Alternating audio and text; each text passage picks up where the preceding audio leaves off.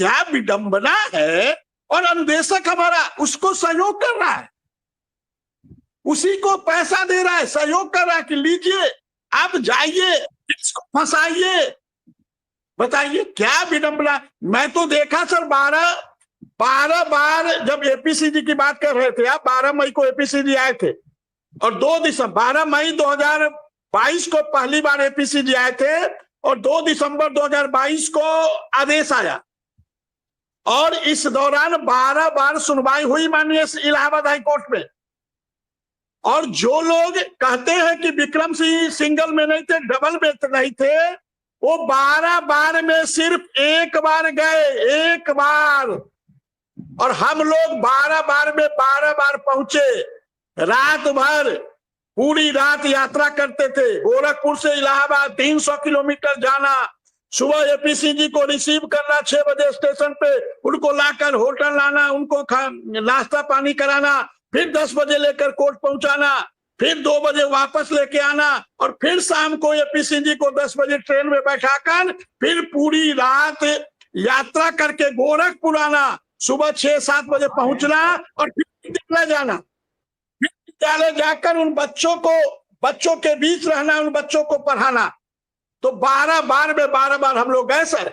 अभी जितनी बार supreme court में केस लगी उतनी बार हम लोग गए, 10 बार हम लोग जा चुके हैं माननीय सुप्रीम कोर्ट में दिल्ली। लेकिन जो लोग कहते थे वो कभी नहीं गए, वो सुप्रीम कोर्ट के अंदर आज तक हमें दिखाई नहीं दिए, फिर भी उत्तर प्रदेश का अनुदेशक उसको सहयोग कर रहा है। और देखिए हम इलाहाबाद हाई कोर्ट में थे, हम सुप्रीम कोर्ट में थे, हमारी पोस्ट बाद में आती थी, हमारी पोस्ट बाद में आती थी कि क्या हुआ। लेकिन जो लोग पता नहीं घर पर थे कि स्कूल में थे कि कहां थे, उनकी पोस्ट पहले आ जाती थी और हमारा अनुदेशक समाज उसी को फॉरवर्ड कर रहा है।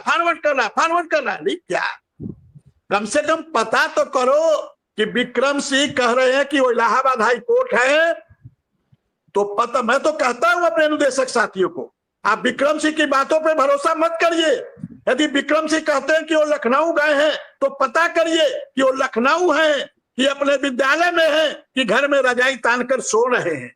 लेकिन हमारा अनुदेशक समाज इसको नहीं समझ पा रहा है। और आज जो दुर्गति है सर, अनुदेशकों की जो 11 वर्षों में दुर्गति है, इसका पूरा जिम्मेदार सरकार को तो मैं बाद में मानता हूं, सरकार बाद में जिम्मेदार है, पहले कोई जिम्मेदार है तो हमारा अनुदेशक समाज जिम्मेदार है सर। मैं पूरी ईमानदारी से और पूरी जिम्मेदारी पूर्वक इस बात को कह रहा हूं। आज सवाल हमसे पूछे जा रहे हैं कि बताइए सुनवाई नहीं हो पा रही है। अरे हम कैसे सुनवाई करा। हमने अपने वकील साहब से बात किया, उन्होंने कहा मुझे एनओसी दिला दो, मुझे एनओसी दिला दो, मैं आपके केस को जाकर सही करा दे रहा हूं।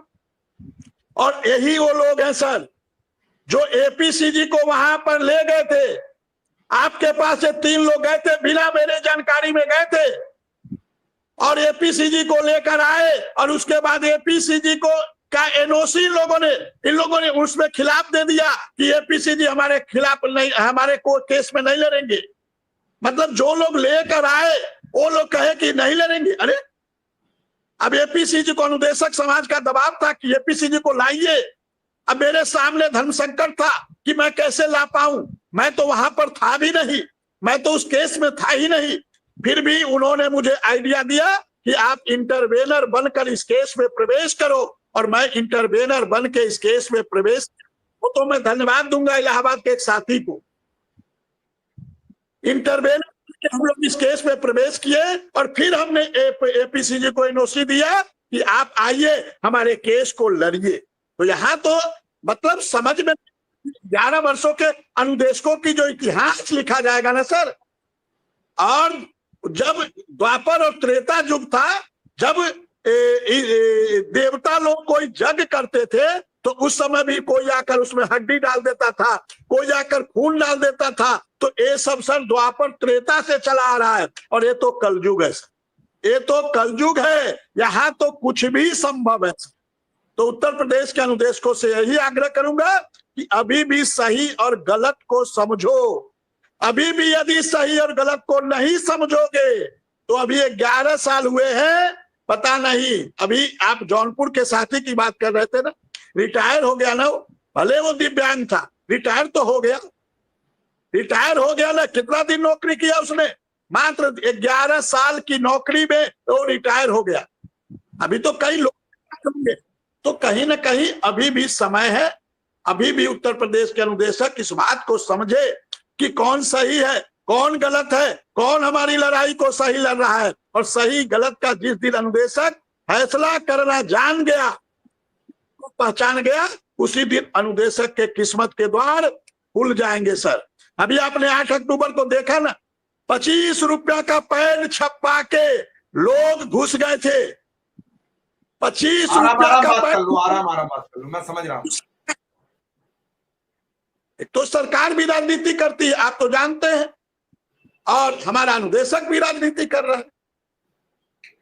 आज भी मैंने फोन किया, विक्रम सिंह, अनुदेशक और शिक्षा मित्र का कोई दोष नहीं है।